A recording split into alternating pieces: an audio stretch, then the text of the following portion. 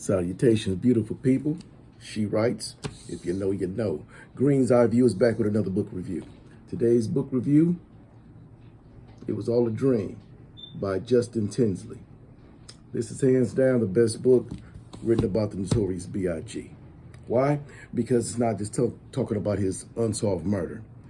It's telling us about his life. It takes us all the way back to Trelawney, Jamaica, where his mother was born in 1953, and how Voletta Wallace moved to the States and stayed with family friends in the Bronx, New York in 1969, to how she was introduced through friends to a welder named Selwyn George Latour. And these two got together.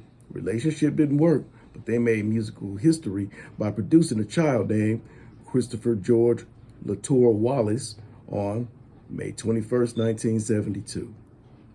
Takes us through his whole childhood at the Queen of All Saints Catholic School, about his friendships with Herbert Sam and Michael Bynum, and how they formed their first rap group, and he went by the name of MCC West, with which the West was actually an acronym that nobody can remember what it stands for.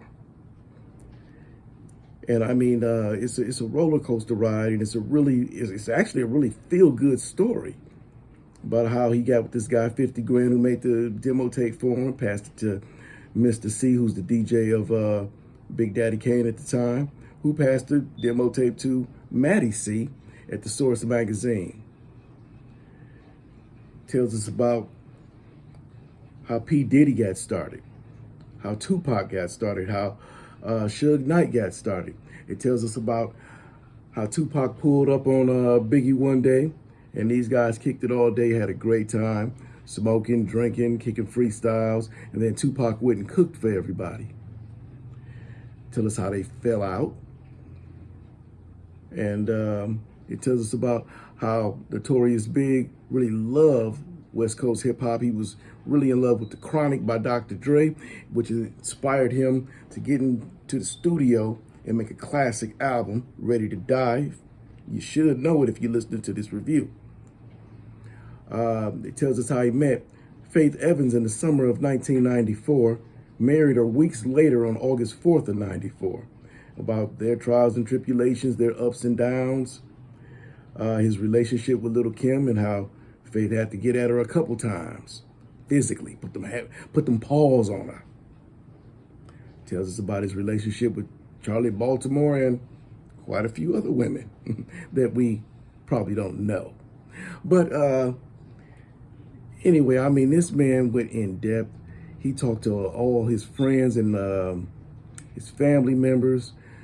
Tells us about his trips to Jamaica and his influence with his uncle, who was a Jamaican DJ and would take him to the clubs and everything. And I mean, man, I really enjoyed this book, and I would recommend that you go ahead and pick this up for yourself. And yeah, at the end, it does get into the unsolved murder, but nothing deep, just everything that we already know. For 95% of this book is just about his life. Probably things that you didn't know, things I didn't know, about how he didn't want P. Diddy in the studio with him when he recorded the second album, because he wanted to feel what he was doing, and he didn't want Diddy telling him, hey, I don't like your pitch, try this again, do this again. Or how he approached Suge Knight and asked Suge Knight to get in touch with Dr. Dre for him so he can get some Dre beats, and Suge pretty much ignored him. Or how P. Diddy, who got dissed by Suge Knight at the Source Awards, actually confronted Suge Knight, and Suge Knight denied that the diss was actually about him and said it was about Jermaine Dupri. So you're getting a lot of stuff here, that little facts that you would find out what was going on behind the scenes. And, you know, if you lived back then, you know, people like Tupac was in the news like every week. Biggie was in the news every week. And it's a roller coaster ride, and it fills in all the blanks if you were living during that time and you were a fan. So again, I would recommend this book by Justin Tinsley, the best written book by Biggie Smalls that you're going to get. I got this on Amazon. You should check it out.